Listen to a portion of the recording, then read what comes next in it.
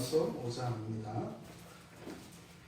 로마서 5장 6절에서 8절까지인데요. 5절부터 8절까지 함께 읽겠습니다. 로마서 5장 5절에서 8절까지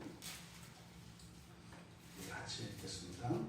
소망이 우리를 부끄럽게 하지 아니하고 우리에게 주신 성령으로 말미암아 하나님의 사랑이 우리 마음에 부음받음이니 우리가 아직 연약할 때에 기약대로 그리스도께서 경건하지 않은 자를 위하여 죽으셨도다. 의를 위하여 죽는 자가 쉽지 않고 선인을 위하여 용감히 죽는 자가 혹 있거니와 우리가 아직 죄인 되었을 때에 그리스도께서 우리를 위하여 죽으심으로 하나님께서 우리에 대한 자기의 사랑을 확증하셨느니라. 아멘. 우리가 그 소망에 대하여 우리가 살펴보고 있습니다. 그 소망, 우리를 부끄럽게 하지 않는 그 소망. 지난주에 그 소망이 왜 우리를 부끄럽게 하지 않는지 거기에 대한 설명이 미진한 부분이 있어서 마무리를 하고 6절에서 8절까지로 넘어가겠습니다. 또 그렇게 했던 이유 중에 하나는 바로 5절의 그 이유, 그 소망이 부끄럽게 하지 않는 그 이유가 뒤에 나와 있는 6절에서 8절까지의 연장선상 안에 있기 때문입니다. 그 소망, 하나님의 영광을 완전히 덧입는 그 소망, 이것은 이 땅을 살아가는 그리스도인들이 어떤 역경과 시련 속에 처했을지라도 언제나 가슴 뛰게 하는 소망입니다. 그리고 이것은 빼앗기지 않는 소망이고 이미 이루어진 소망이고 우리가 감당할 수 없는 현재의 우리에게는 전혀 어울리지 않는, 하지만 우리가 그리스도의 신부로 부르심을 받았기 때문에 그리스도께 걸맞는 짝으로 만드셔야 할 하나님 입장에서 절대로 포기하실 수 없는 그 소망입니다. 주님이 우리를 택하셨기에 그 택함이 절대적으로 옳기에 그 소원은 반드시 성취되어지는 것이죠. 그 소망이 때로는 여러분들의 인생의 여러 가지 역경과 시련이 다가왔을 때 거기에 여러분들의 정신과 마음이 매몰되기보다는 오히려 그 어려운 환경 속에서도 그 소망으로 그리스도와 함께 승리되어지는 그런 은혜가 있기를 바랍니다. 그 소망이 우리를 부끄럽게 하지 않는 이유, 5절에서 우리에게 주신 성령으로 말미암아 하나님의 사랑이 우리의 마음에 부은 바 됨이기 때문이다, 이렇게 얘기합니다. 이것을 구체적으로 이 문장을 좀 쪼개어서 보면 두 가지 원인을 이야기하고 있는 것을 알 수 있습니다. 첫 번째는 우리에게 이미 주신 성령 때문에, 그 소망이 결코 부끄럽게 하지 않는다. 이게 무슨 말입니까? 우리에게 주셨다라고 하는 것은 이미 성령이 우리에게 주어진 바 되었다라고 하는 것입니다. 지금 사도 바울이 이 말씀을 하는 배경은 바로 사도행전 2장 사건입니다. 사도행전 2장에 성령 강림 사건이 있습니다. 예수님께서 제자들을 두고 이 땅에 두고 그 이리때가 득실거리는 것 같은 이 세상 가운데 순하고 어린 양과 같은 제자들을 남겨두시고 하늘로 올라가시는 이유가 바로 성령을 보내시기 위해서라고 했습니다.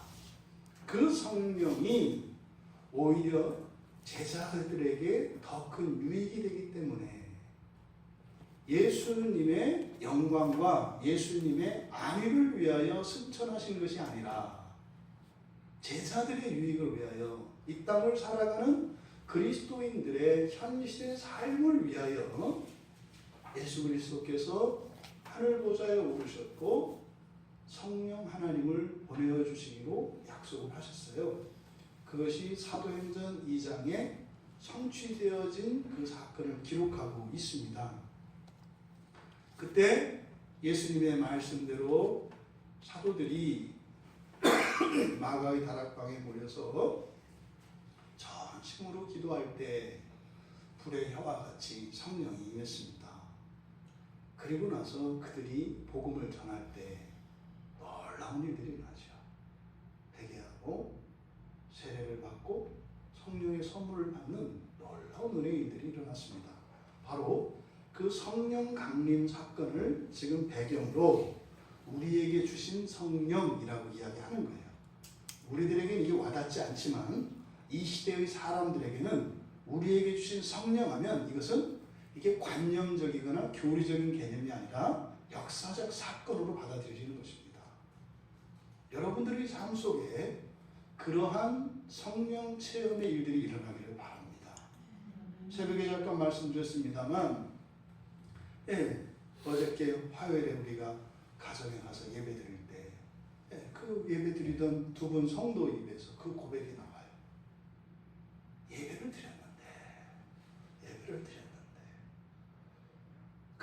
우리가 한 것은 없는데 예배밖에 드린 게 없는데 하나님께 감사해서 예배를 드렸는데 예배 가운데 성령께서 선물을 주시고 능력으로 역사해 주셔서 평생 골칫거렸던 병이 고쳐지고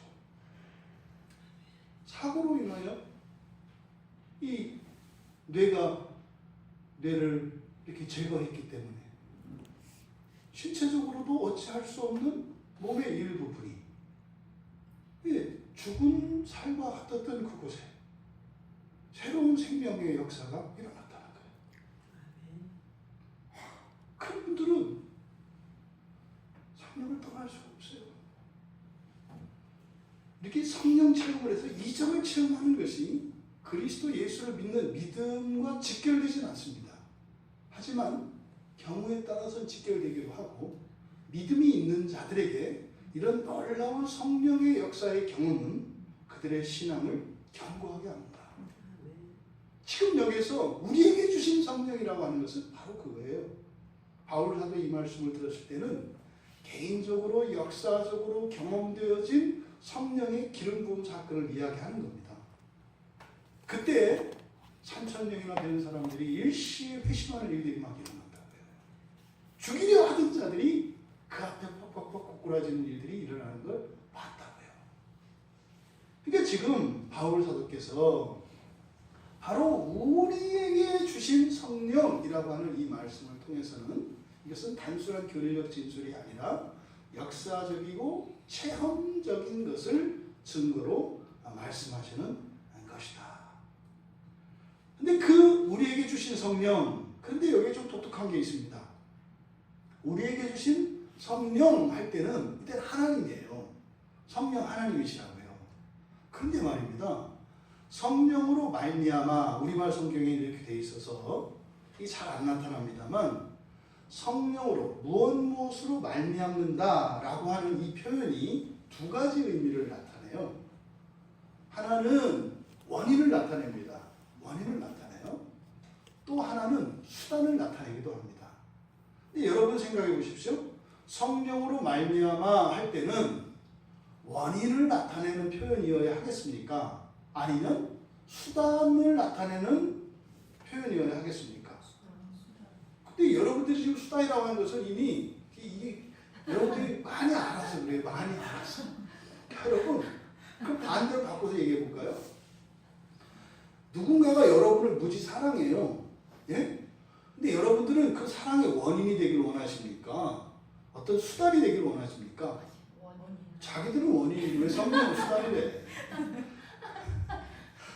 아니, 여러분들은 하여튼 신약시대에 태어난 걸 정말 감사하셔야 돼요. 여러분들이 좀 전에 성령으로 말미암을 때 수단이라고 하는 것은 구약적 사고에서는 이건 다 신성모독이에요. 어떻게 하나님을 수단으로 삼아요? 우린 그럴 수 있어요. 왜? 우리는 하나님의 친구가 되어주시잖아요. 절대 우리가 이런 말을 했다고 해서 우리가 버릇없거나 무례하거나 신성모독이 아니에요. 심지어는 우리의 죄까지도 귀엽게 봐주시는 하나님. 뭐 그런 우리가 성령님을 수단으로 했다고 한들 뭐 잘못이겠어요? 근데 바울의 입장은 달라요, 여러분. 바울은요, 철저하게 구약적 사고를 가지고 있는 사람입니다. 철저하게. 그러니까 하나님 하면 딱 떠오르는 이미지가 뭐예요? 경외입니다. 경외예요. 말문이 닫히고 말문이 막히고 온몸이 굳는 하나님의 거룩함과 영광의 임재 앞에서는 첫째 오는 이미지는 경외심입니다. 몸이 얼어붙는 그런 바울이, 여러분들은 이렇게 생각할 수 있지만 절대 당시의 랍비들이나 구약적 사고를 가지고 있는 사람들은 도저히 사용할 수 없는 언어를 여기다 쓰는 거예요. 여기다가 수단으로 써요. 왜냐하면 이 디아라고 하는 전치사 뒤에다가 일반적으로 번역할 때 목적격을 써요. 여기다 소유격을 쓰면 수단이 되는 거예요. 수단은 무엇의 이용물이잖아요. 그러니까 성령을 수단으로 삼을 일, 성령을 수단으로 취급할 일은 없어요. 그러니까 여기서 이렇게 성령으로 말미암아라고 했을 때 소유격을 써서 마치 성령을 우리들이 얻고자 하는 무엇을 얻기 위한 수단과 같이 이야기했는데 바울 사도가 절대로 하나님을 그렇게 표현할 리가 없죠. 그건 뭐겠어요? 성령, 성부, 성자, 성령, 우리가 삼위일체 하나님을 이야기할 때 제3위이신 성령을 이야기한다기보다는 수단이니까 보겠어요. 성령의 능력을 말하는 것이겠죠. 성령의 능력으로 이런 의미가 되겠죠. 그것을 이렇게 성령의 말미암아라고 표현하고 있는 것입니다. 근데 왜 성령의 능력이라고 이렇게 하지 않고 이랬을까? 지금 동일시하려고 하는 거예요. 이거는요, 엄청난 사고의 변화인 겁니다. 성령을 이렇게 마치 수단으로 우리들이 생각할 수 있는 이런 생각은 없는 생각이라고요. 근데 이 그리스도인들, 기독교인들에게 일어난 이런 어마어마한 이런 사고의 진전과 변화를 의도적으로 나타내려고 하는 거예요. 그러니까 이런 얘기 들으면은 다 유대교인들이 다 신성모독이에요. 너는 존귀와 영광을 받으신 하나님을 수단으로 여긴다는 말이냐? 돌 쳐서 죽일 사람이에요. 근데 그것을 바로 또 피해갈 자리는 있는 거죠. 아, 내가 그렇게 얘기한 건 성령 하나님을 말한 게 아니라 성령의 능력을 말한 거야. 이렇게 빠져나갈 피난처를 마련해 놓은 거예요. 하지만 진짜 말하고 싶은 건 그걸 말하고 싶은 거예요. 우리는 하나님이 마치 턱수염이 있다면 우리는 하나님 턱수염도 잡을 수 있다? 이건 잡겠다는 게 아니죠. 그만큼 뭐하다는 거예요? 친밀하다는 거예요. 구약적 사고에서는 감히 가질 수 없는 완전한 하나님과의 친밀함. 이것은 사실은요, 종말 이후에 그 하나님 나라에서 완성되어지는 것인데 그것의 그림자로 현재의 삶 속에서 우리는 그걸 보고 있다고요. 그러니 결코 그리스도 안에서는 정죄할 자가 없는 거예요. 왜요? 하나님과의 완벽한 친밀감 때문에 말입니다. 이게 지금 성령의 그 능력으로, 그러니까 여기서 성령으로 말미암아라고 하는 것은 바로 성령의 능력을 가리키는 것인데, 결국 성령으로 말미암아 하나님의 사랑이 우리의 마음에 부음받았다. 그러니까 바울 사도는요, 성령께서는 모든 창조와 하나님 사역의 직접적인 동인이십니다. 쉽게 말하면 모든 일은 성령이 다 하시는 거라고요. 실제적인 동작은 성령이 하시는 거라고요. 그럼 성령께서 창조하시고 말이죠. 그리고 사람이 범죄하고 하나님을 배반하고 떠났을 때 그들을 찾아가서 그들의 마음을 변화시켜서 하나님께로 돌이키시고 말이죠. 또 그 죄인들의 모든 죄를 씻겨주시고 하는 이런 놀라운 일들, 그리고 예수 그리스도를 믿고 난 이후에 성도들의 마음속에서 일어나는 이런 본성의 변화, 성화의 일들을 끊임없이 하나님이 하시거든요. 이 성령께서 하시거든요. 근데 이 모든 일들을 한마디로 압축한 거예요. 그걸 뭐라고 한 거예요? 사랑이라고. 사랑이라고. 세상을 창조한 것도 사랑이요. 죄를 짓고 떠난 죄인들을 찾아와 그들의 마음을 돌이킨 것도 사랑이요. 그들의 죄를 씻어주시는 것도 사랑이요. 그들을 온전케 하시는 것도 사랑이요. 이걸 사랑이라고 표현하는 거예요. 이거는 바울신학의 특징입니다. 바울신학의 특징이에요. 바울신학의 가장 핵심이 되는 것은 그리스도고, 또 그리스도께서 이루시는 그 구원을 바울사도는 보통 믿음, 소망, 사랑으로 나타냅니다. 그러니까 이 바울사도가요, 대단한 분이에요. 대단한 문장가예요. 그러니까 왜 지금까지 그렇게 이 성경 중에서 많은 사람들이 로마서를 그렇게 사랑하고 그 로마서에 목을 메고 하냐면 놀라운 진리들을 말입니다. 아주 간결하게 엄청난 것들을 압축해 놓았어요. 그러니까요, 이 로마서의 해제를 써도 끝이 없어요. 이 구절구절 단어 하나하나를 뜯어서 보아도 펼쳐낼 수 있는 이야기들이 어마어마하게 많아요. 그러니까 지금 바울 사도는 그 성령의 능력으로 나타난 모든 것들을 사랑이라고 하는 이 단어 하나로 지금 함축하고 있는 것입니다. 실제로 오순절 성령 강림 사건 때 이렇게 보면 성령이 부어졌어요. 그리고 그 성령의 기름 부음을 받은, 성령 충만을 받은 베드로와 사도들이 나가서 복음을 전파할 때 그 복음을 믿음으로 받는 자들에게 동일한 일들이 일어납니다. 그럼 그때 어떤 일들이 일어났냐면, 사람들이 이렇게 종교적으로 개종하고 회심하고 하는 일들만 일어나는 것이 아니라 그들의 삶 속에 놀라운 변화가 일어났어요. 42장, 사도행전 2장 42절에 보면 그들의 그때의 모습을 이렇게 기록하고 있어요. 그때 그들이 사도의 가르침을 받아 서로 교제하고 떡을 떼며 오로지 기도하기를 힘쓰니라, 이렇게 이야기하고, 44절에서 47절까지 믿는 사람이 다 함께 있어 모든 물건을 서로 통용하고 재산과 소유를 팔아 각 사람의 필요를 따라 나눠주고 날마다 마음을 같이하여 성전에 모이기를 힘쓰고 집에서 떡을 떼며 기쁨과 순전한 마음으로 음식을 먹고 하나님을 찬미하며, 그래서 온 백성에게 칭송을 받았다, 이렇게 얘기를 해요. 성령이 부어지니까요, 사람들의 생활이 완전히 달라지는 거예요. 가치관도 달라지는 거예요.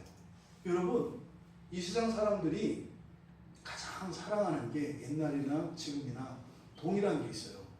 모든 사람이 다 사랑하는 거, 이거 뭐예요? 돈이에요. 이거는 옛날이나 지금이나 앞으로도 그럴 거예요. 돈을 다 사랑해요. 근데 여기 어떤 일이 일어났다고요? 돈을 버리더라는 거예요. 이게 그냥 덜어서 이렇게 나눠, 이게 아니에요. 돈을 버리더라는 거예요.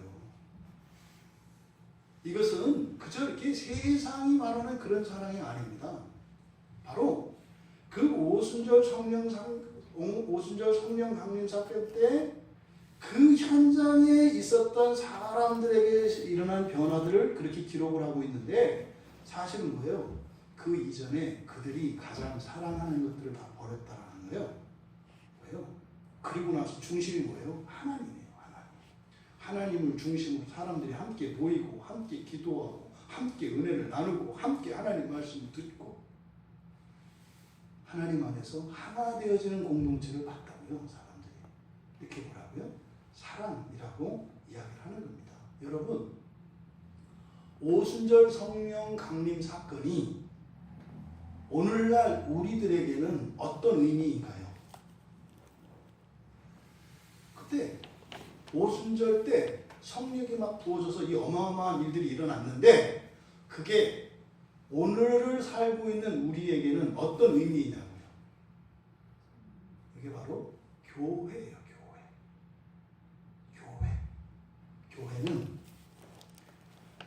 오순절에 성령이 부어졌던 그 사건과 시간과 공간을 초월하여 연결되는 게 교회예요. 여러분들이 교회에 속하게 되면 바로 오순절 성령 강림 사건의 그 현장 속으로 들어가는 겁니다.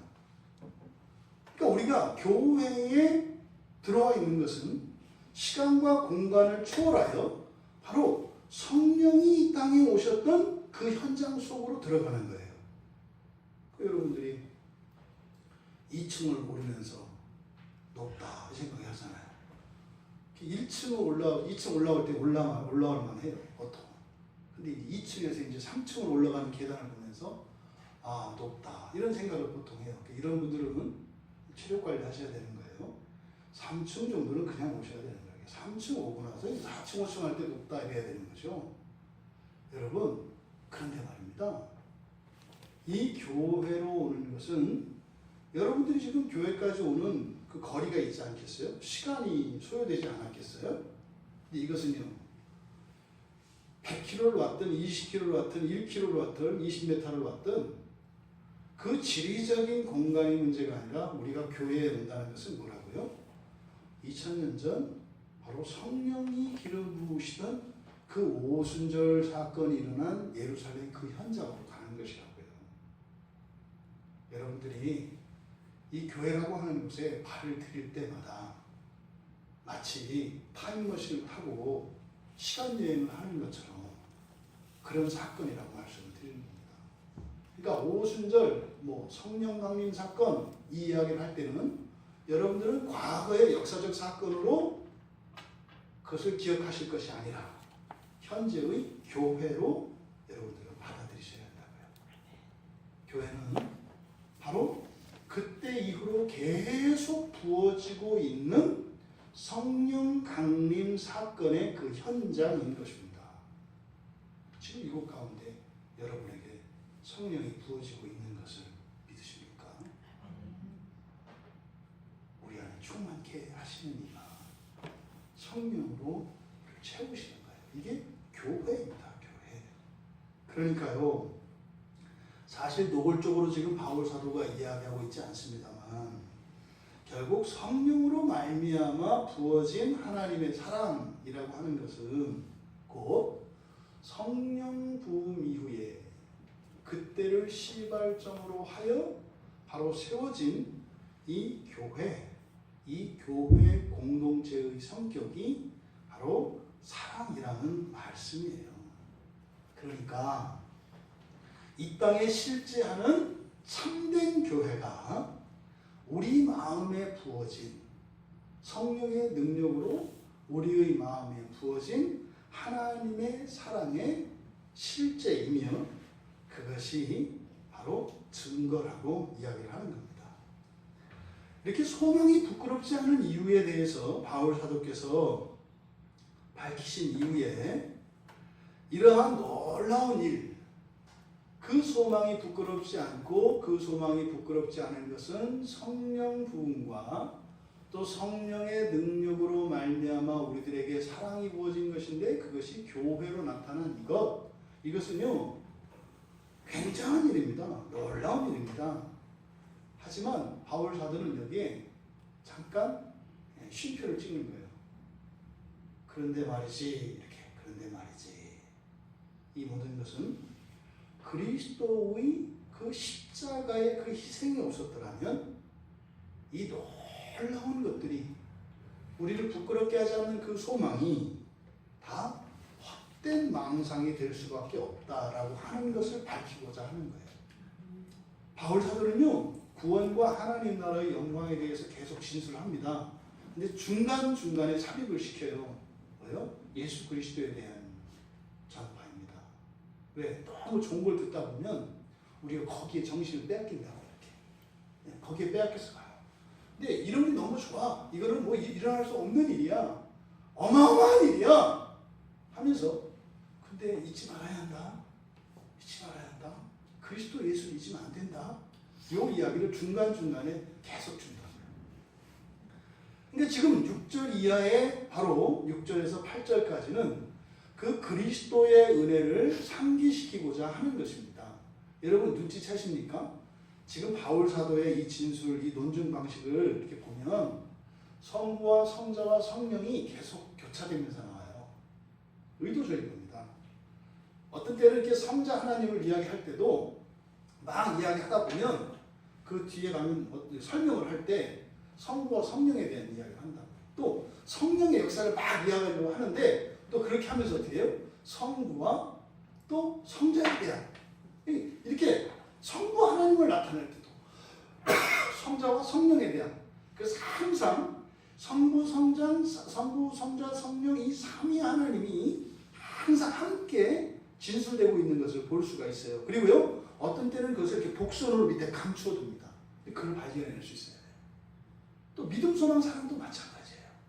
사실 지금 우리가 쭉 이 로마서에서 우리가 살펴보았던 게 뭐예요? 이신칭에 대한 이야기를 하다가 이신칭에는 믿음이잖아요. 믿음.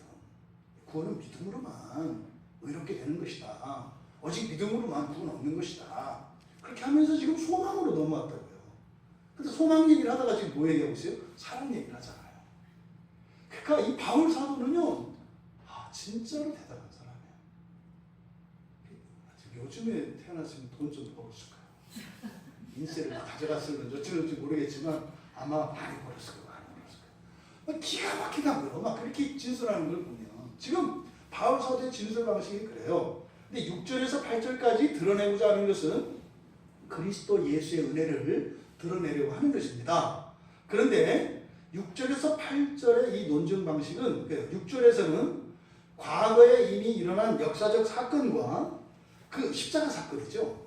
그 사건의 동기와 목적을 제시합니다.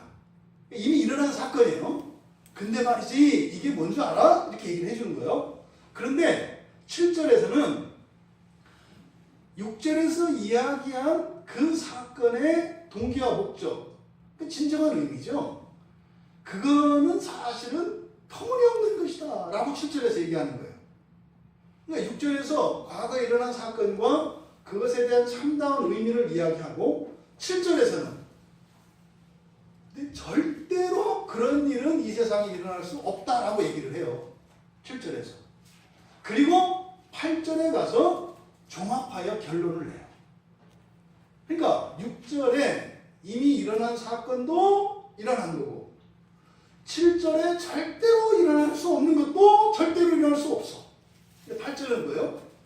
절대로 일어날 수 없는 그 일이 절대적으로 일어났다는 거예요. 이렇게 이제 종합을 하고 있습니다. 그래서 하나님은요, 없음의 하나님이시고 있음의 하나님이시다. 하나님의 창조를 무에서 창조라고 하는 게 무의 영역도 하나님의 세계예요.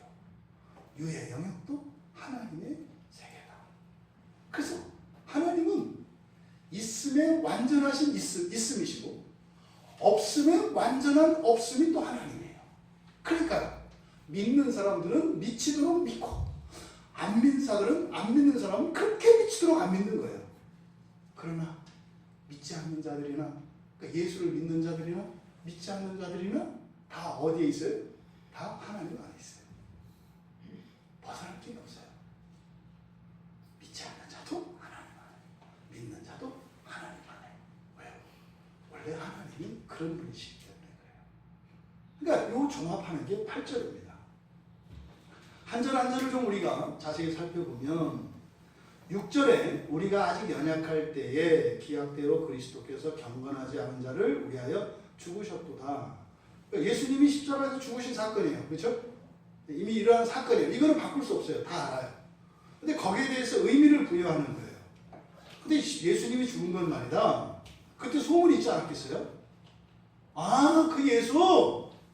아이고, 뭐 잘 나가다가 제자 하나 잘못 떠가지고 제자가 팔아먹었다며. 또 알 수 없고, 그 녀석은 또 뭐 저 나중에 어떤 몸에서 자살했다 그러대. 이게 이제 그때 당시 사람들에게 회자되었던 얘기예요. 여러 가지 의견들이 있었죠. 하지만 부인할 수는 없어요. 다 알아요. 예수님이 십자가에서 죽으셨다는 거죠. 근데 바울 사도는 예수님이 십자가에서 그 죽으신 사건을 그렇게 얘기하는 거예요. 연약할 때 경건하지 않은 자를 위해서 죽으신 거다. 뭐? 누구를 위해서 죽었다고? 누구를 위해서 죽었다고? 바울 사도는 그렇게 얘기하는 거예요. 위해서 죽었다. 누구를 위해서? 경건하지 않은 자들을 위해서 죽었다. 이렇게 얘기를 하는 거예요. 이걸 이제 전제로 딱 6절에서 이야기를 한 겁니다. 여기서 이 6절이 눈에 띄는 것은 강조용법이에요. 이게 우리말에는 안 나타나지만 이 헬라어 원문에서는 그냥 이렇게 누가 봐도 압니다. 굉장히 강조하고 있어요. 이중적으로 강조하고 있어요. 첫째로는 우리말 성경에 우리가 아직 연약할 때에 라고 된 요 부분, 여기 이제 끊어야 돼요. 우리가 아직 연약할 때에. 의미상으로는 이렇게 번역이 됩니다만 원문에서는 아직이라고 하는 의미를 가진 헬라어 단어가 에티라는 게 있어요. 에티가 뭐 영어의 yet, 뭐 still 뭐 이런 의미거든요. 아직, 여전히 뭐 이런 뜻이에요. 근데 이 에티라고 하는 말이 맨 앞에와 맨 뒤에 이렇게 두 번 쓰여요. 그러니까 우리가 아직 연약할 때에 라고 번역된 요 구절의 맨 앞과 맨 뒤에 써요. 이렇게 쓰지 않아요, 원래. 이런 말은 쓰지 않는 겁니다. 그러니까 마치 괄호친 것처럼 이렇게 되어 있는 거예요. 강조하는 거죠. 그러니까 사도 바울이 잘 쓰는 표현들이 이렇게 문법을 초월하는 거예요. 당시에 관용 표현들을 초월해서 쓰는 거예요. 그러면요, 헬라어를 아는 사람들은 이거 뭐야? 이게 눈에 딱 들어온다고요. 그랬을 때 이렇게 이제 맞춤법 이렇게 체크하는 게 아니라 거기에 어떤 의도가 있다는 것을 알죠.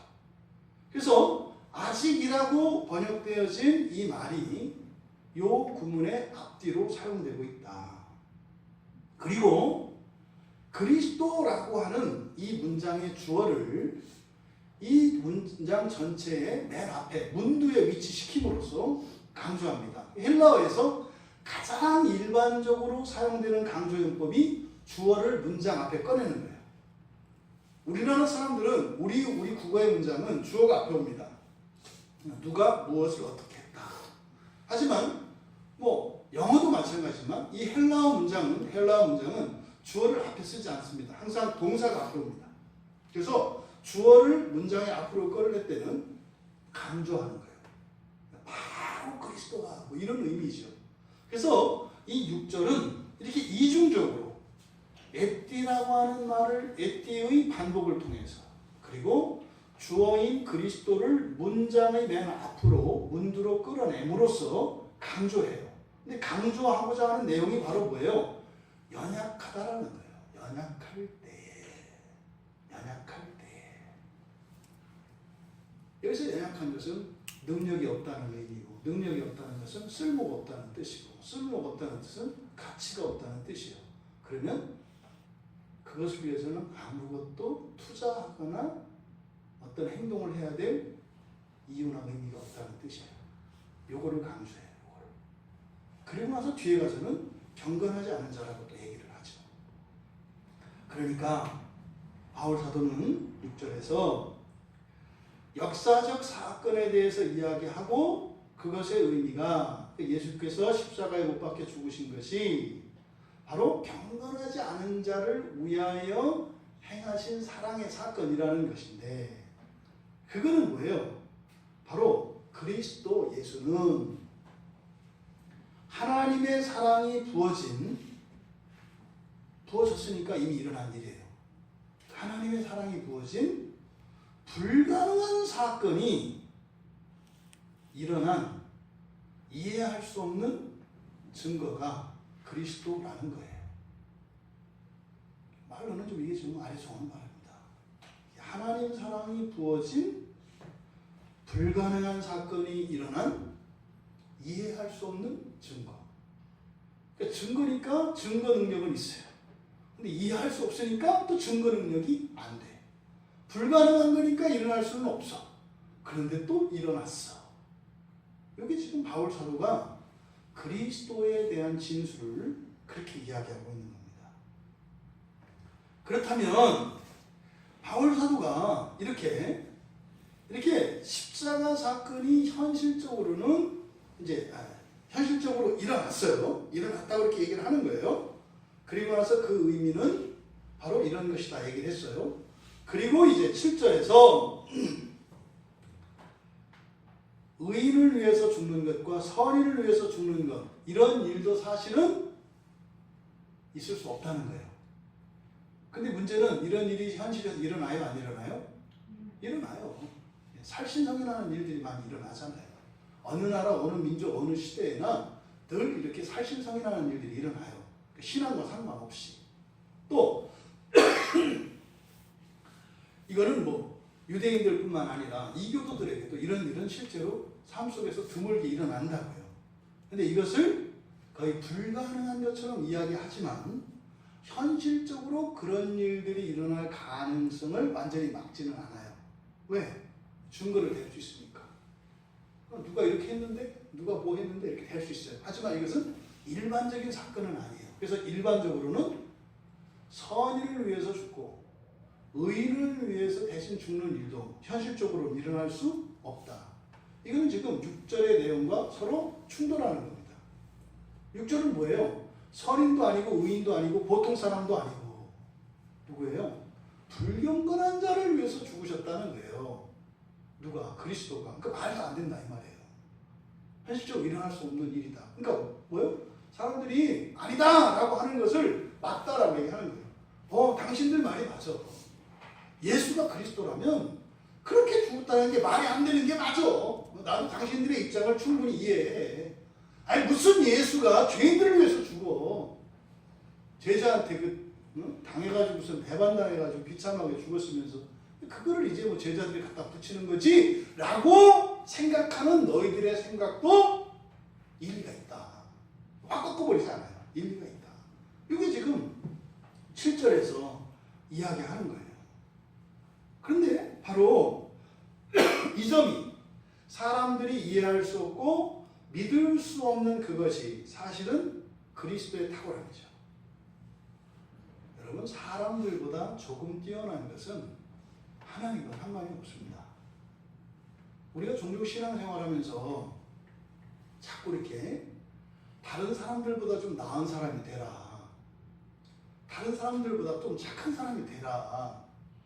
다른 사람들보다 좀 뛰어난 사람이 되라. 이런 것은 성경의 가르침이 아니에요. 그렇다고 해서 그렇게 되지 말라는 건 아니에요. 그것이 성경의 가르침은 아니다. 뭐예요? 이질적인 겁니다. 달라요. 다른 겁니다. 하나님을 드러내는 것은 그런 게 아니에요. 지금 이렇게 일어날 수 없다고 생각하는 그것도 일리가 있다라고 바울 사도가 이렇게 용인해 주는 것은 그들을 이해한다라기보다는 바로 그리스도의 탁월하심이 어디에 있는가를 밝히기 위한 것입니다. 여러분 그렇게 우리를 부끄럽게 하지 않는 그 소망이 무엇인지 우리가 살펴보았습니다. 또 성령을 주신 것, 또 이런 사랑이 하나님의 사랑이 부어진 것, 이거는요 감당할 수 없는 은혜고 축복입니다. 그런데요 이 모든 것들의 근국의 원인과 목적이 누구시라는 거예요? 그리스도라는 거예요. 이거를 잊지 말라는 거예요. 그리스도라는 거예요. 그러니까 예수 그리스도를 떠나서는, 예수 그리스도를 벗어나서는 이런 모든 놀랍고 정말 이 세상에 없는 뛰어난 그런 것들조차 아무것도 아닌 것이 되기 때문에 바로 이 그리스도에 대하여 바울 사도는 진술하지 않을 수가 없었던 겁니다.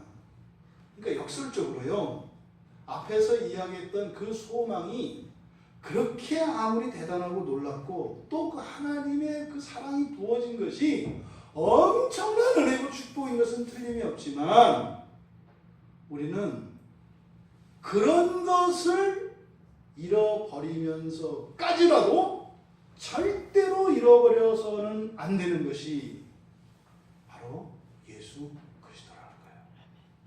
이것이 여러분들의 삶 속에 시험으로 옵니다.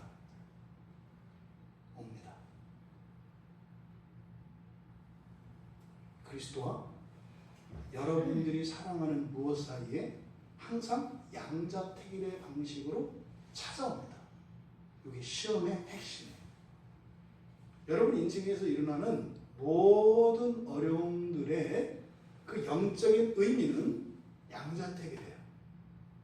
하나님과 세상 가운데 너는 어느 편에 서겠는가? 이 질문 앞에 우리는 서게 됩니다. 그리고 그 질문 앞에서 우리의 본심을 보게 돼요. 아직은 내가 그리스도보다 더 사랑하는 무엇이 있구나라는 것을 발견하게 돼요. 그리고 거기서 우리는 깨닫고 회개하게 되는 거죠. 그리고 나서 하나님을 알아가는 지식과 신앙이 확장되어집니다. 그러면 그것과 함께 우리의 인생과 우리의 영역이 확장되어집니다. 놀라울 정도로 이런 규칙성이 있습니다. 사실은 이게 우리 인생 전반에 있는 원리입니다. 그러니까 모든 사람들이 모든 일에는 바로 하나님과 하나님이 아닌 우리가 사랑하는 무엇 사이에 비교를 위하여 우리 인생의 모든 일들이 일어나는 것이다. 여러분들이 그때마다 그리스도를 선택하실 수 있는 그런 은혜가 부어지길 바랍니다. 하나님이 사람이 되실 때 생각하셨다면 하나님의 영광을 유지하는 것과 그것을 버리고 여러분을 사랑하는 것 사이에서 하나님은 선택하셨다고요. 무엇을요? 여러분 사랑. 심지어 이 땅에 오셔서도 예수 그리스도의 편안함과 평화와 오히려 정반대의 그 지옥과 같은 고통과 슬픔과 아픔을 겪으면서까지도 죄인들을 사랑할 것인가에 대한 선택의 기로에서 주님은 단 한 번도 우리를 놓으신 적이 없어요. 그래서 사람의 눈으로 보면 예수님은 아주 죽을 자리를 찾아 들어가신다. 얼마든지 피해갈 수도 있었는데 들어가신다고요. 그 이유는 무엇이에요? 여러분입니다. 여러분 한 분을 죽기까지 사랑하시기로 작정하셨고 또 그렇게 사셨던 것입니다. 바로 우리 그리스도인들에게도 동일하게 그리스도께 나아갈 때 예수께서 겪으셨던 그런 시험이 우리에게도 동일하게 옵니다. 선택의 문제로 말입니다. 여러분들은 우리 주 그리스도 예수를 사랑하는 것과 그것이 아닌 우리가 사랑하고 있는 그 무엇 사이에 이런 선택의 기로에 섰을 때 그것은 우리에게 새로운 세계로의 기회인 동시에 또다시 반복되어지는 이 세상의 고통 속으로 떨어지는 위기의 순간이라는 것을 기억하셔야 합니다. 겁줍니다. 기회를 붙잡지 못하도록. 그리스도를 붙들면 더 큰 고난과 역경이 있을 것처럼 현실적으로 누리고 있는 기쁨과 즐거움을 잃어버릴 것처럼 이렇게 속임으로 우리를 겁줍니다. 여러분, 믿음으로 하나님의 선하심을 믿음으로 그리스도를 선택할 수 있는 여러분 되시기 바랍니다. 여러분들을 무너뜨리려고 하는 마귀의 괴계를 짓밟고 이기는 여러분들 다 되시기를 바랍니다. 바로 이 사도 바울의 이 독특한 진술 방식, 그러니까 믿음으로 얻는 이 구원에 대한 소망이 하나님의 사랑으로 말미암은 것임을 밝히면서 그 기초는 그리스도라고 하는 사실을 절대로 잊어서는 안 된다는 겁니다. 여러분들이 하나님에 관한 모든 지식의 기초는 예수 그리스도에 관한 지식입니다. 하나님께서 여러분에게 주신 모든 소망의 기초는 예수 그리스도이십니다. 여러분들이 어떤 역경과 시련 속에서도 여러분들을 이겨낼 수 있는 그 구원의 능력의 기초는 예수 그리스도이십니다. 만약에 여러분이 그리스도 예수 위에만 설 수 있다면 여러분의 인생이 아무리 뒤엉키고 여러분이 아무리 나약하고 여러분이 어떤 고통과 그런 애워싸움을 당하는 절박한 상황이 있다 할지라도 반석 되시는 그리스도 위에 선다면 여러분들은 절대적으로 안전하다고 하는 이 사실을 잊지 마시기 바랍니다. 여러분들의 현재가 아무리 부여롭고 존귀하며 안전해 보이는 것과 같을지라도 그 기초가 그리스도 예수가 아니라면 그것은 매우 위험한 상황에 처해 있는 것임을, 가장 위기의 순간에 있는 것임을 잊지 마시기 바랍니다. 평생을 사시는 동안 우리는 반석 되시는 그리스도 예수 위에 서야 하는 것입니다. 바울 사도는 그리스도를 아는 지식이 얼마나 중요하고 놀라운지 철저하게 알았던 사람이에요. 바울은요, 하나님 잘 믿고 싶었던 사람입니다. 정말 하나님을 잘 믿고 싶었던 사람이에요. 하나님을 기쁘시게 하고 싶었던 사람이에요. 근데 단 한 가지, 그리스도를 아는 지식이 없으므로 사람들에게 존경받고 추앙받을 만한 그의 경건과 그 모든 것들이 저 그리스도와 같이 됐습니다. 모자라고 부족한 정도가 아니라 하나님 앞에 가장 악한 자가 되었던 삶을 살았던 사람입니다. 그리스도 예수에 관한 지식이 없는 것은 심지어 성경을 통해서 그가 알고 있던 성부 하나님과 성령 하나님에 대한, 그는 바리새인이었기 때문에 성령에 대한 지식이 있었어요. 성부에 대한 지식이 있었어요. 그런데 예수 그리스도에 대한 지식이 없으므로 그 모든 것들이 무용지물 정도 되는 것이 아니라 오히려 화가 되었던 것을 기억하고 있습니다. 하나님을 위한 열심이 하나님을 죽이는 일에 힘을 쏟고 있었어요. 그러니 바울 사도의 이 신앙의 핵심은 그리스도 예수인 것입니다. 바로 그리스도는 하나님의 사랑이 부어졌다는 증거입니다.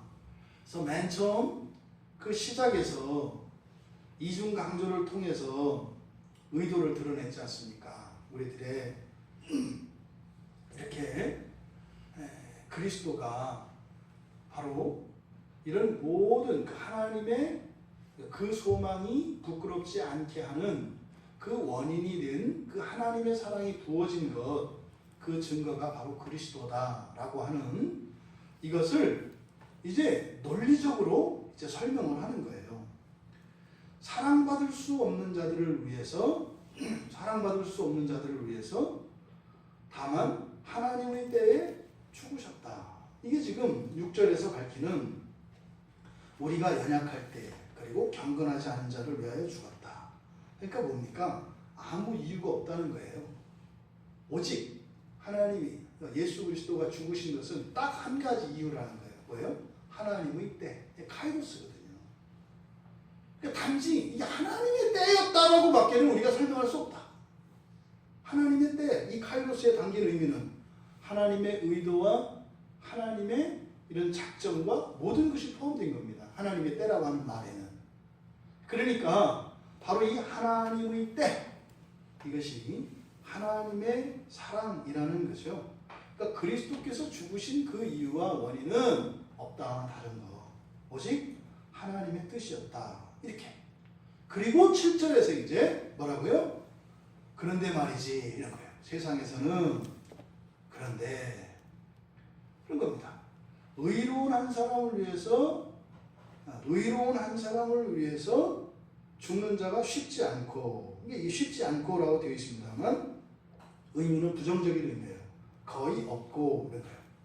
의로운 자를 위해서 죽는 일은 거의 없다. 하지만 가능성은 열어놨어요. 왜요? 일반론적 영역 안에도 선을 추구하는 어떤 힘이 있어요. 그런 일들이 일어난다고요. 행주산정에서 우리는 행주의 도를 낳은 우리의 그 여인들을 기억합니다. 예, 그렇게 죽는 자들이 있어요. 하지만 거의 없다. 예외적인 거다. 이렇게 얘기를 하죠. 여기 이제 그 다음 선한 자를 위해서, 선인을 위하여 용감히 죽는 자가 혹 있거니와, 이렇게 번역되어 있는데, 여기서 용감히 죽는다, 그리고 혹 있다 라고 하는, 이것은 이 용감히라고 하는 톨마오라고 하는 말은요, 즉각적으로 이런 뜻이에요. 즉각적으로, 즉시. 근데 사실 이 즉각적이라고 하는 것은 되게 감정적인 측면이 강합니다. 여러분에게 누군가가 선하다라고 하는 것은 어떻게 이해해야 된다고요? 좋다. 그러니까 뭐예요? 여러분에게 친절과 사랑을 베풀어줬어요. 엄청, 그러니까 뭐예요? 우리말로 하면 신세 많이 진 사람이에요. 은혜를 많이 입은 사람이에요.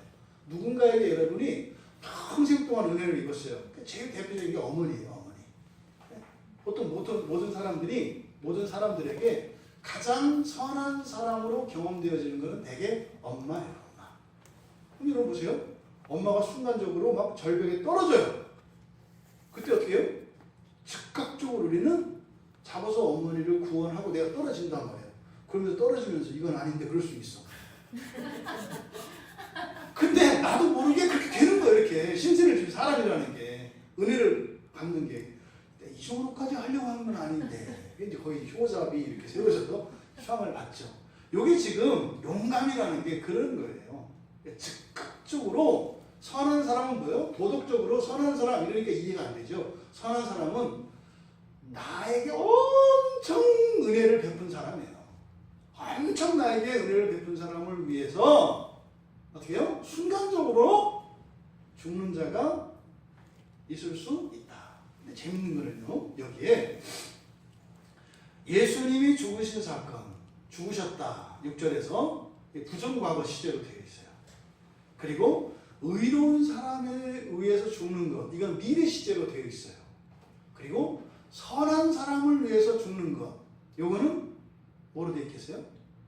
현재로 되어 있어요.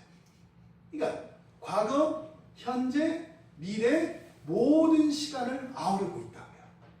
근데 바로 이 선한 자들을 위해서, 다시 말해서 나를 잘 대해준 사람을 위해서 희생하고 헌신하는 일들은 일어날 가능성이 가장 높아. 그래서 현재 시제로 썼다고요. 근데 의인들을 위해서 죽는, 근데 그리고 여기도 다 복수가 아니에요.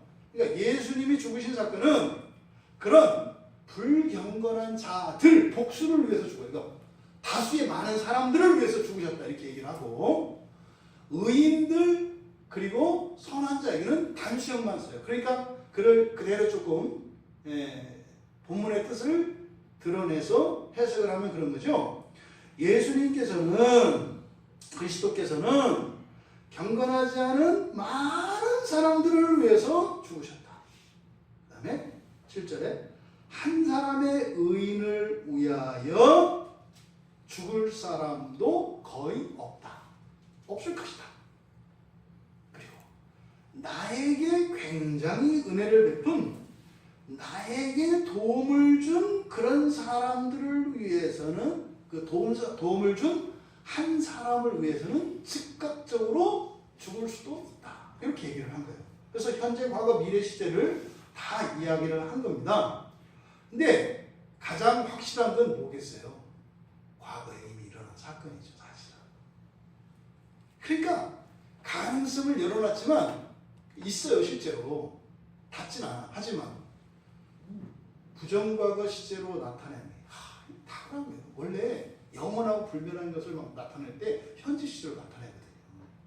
근데 예수 그리스도를 과거에 어떤 한 번에 일어난 사건처럼 이야기하되, 대신 부정과거 시제의 특징은 뭐예요? 변하지 않는 거예요. 불변한, 확정된 거예요. 확정된 거. 그러니까 이런 세 종류의 죽음 가운데 확실한 불변하는 그 죽음, 뭐요? 그리스도의 죽음이라는 거죠. 이거를 지금 바울 사도가 이야기하고 있습니다. 그러니까 이렇게 예수님이 그렇게 일어난 일은 확실한 일인데, 그것은 불경건한 자들을 위해서 죽었는데 일어날 수 없는 일이다. 근데 예수가 죽은 것은 사실이고, 그럼 그 의미가, 그 목적이 뭐예요? 불경건한 자들을 위해서, 죄인들을 위해서 죽었다는 그게 사실이냐 아니냐? 요거를 이제 8절에서 종합을 하는데 8절은 그러나로 시작합니다. 그러나 확증하셨다. 이렇게 됩니다. 그러나 확증하셨다. 여기서 그러나 확증하셨다, 이렇게 확증되었다라고 번역되어진 이 단어는 함께 서다라고 하는 단어예요. 함께 서다. 그러니까 복합 두 개의 단어를 합성어입니다. 함께라고 하는 의미를 나타내는 쉼, 그리고 서다라고 하는 히스테미, 이 두 개를 합쳐서 합성해서 만든 단어예요. 그러니까 그러나 예수님은 바로 하나님의 사랑을 우리를 위해서 이루어 주신다, 이렇게 얘기하는 거예요. 8절에서. 그러니까 6절과 7절은 도저히 이렇게 같이 합병될 수 없는 서로 다른 모순적인 사실임을 드러내고, 예수 그리스도께서 오셔서 경건하지 않은 자를 위해서 죽으신 사건은 믿을 수도 없고 이해할 수도 없는 일이지만, 이거예요. 6절과 7절이. 그런데 8절에서는 그러나 그렇게 불가능하고 이해할 수 없는 그 일을 우리를 위해서 이루어 주신다. 지금도 계속 이렇게 말씀하시는 거예요. 우리가 아직 죄인 되었을 때, 바로 6절에서는 연약할 때, 연약한 것과 불경건한 것을 8절에서는 합쳐서 이것을 뭐라고 이야기합니까? 죄인 되었을 때. 그러니까 앞에서 불경건과 연약함을 바로 죄인으로 함축하여 이야기하는 것입니다. 여러분, 예수님이 십자가에서 죽으신 사건이 바로 죄인이 된 사람들에게 지금도 계속해서 그렇게 대신 죽어주시는 사건임을 드러냄과 동시에 그것이 하나님의 사랑이라고 이야기하는데, 그것이 성령의 능력으로 말미암은 것이다. 그것이 가시적으로 무엇이다? 교회다. 교회. 너희들이 무슨 증거를 바라는가? 하나님, 정말 내가 예수를 믿으면 구원을 받고, 그 구원을 받으면 이 세상에 종말이 온다고 하고, 그 이후에 완전히 하나님의 영광을 덧입게 된다고 하는데, 그것의 증거가 뭐요? 교회라고 하는 것입니다. 교회. 그러니 이 교회는 그리스도의 실제와, 그리고 그리스도께서 이루신 그 십자가의 사건에 대한 과거의 증거이며, 또한 종말 이후에 이루어질 그 소망의 현재적 구현이 바로 교회라고 하는 것을 우리가 알 수 있습니다.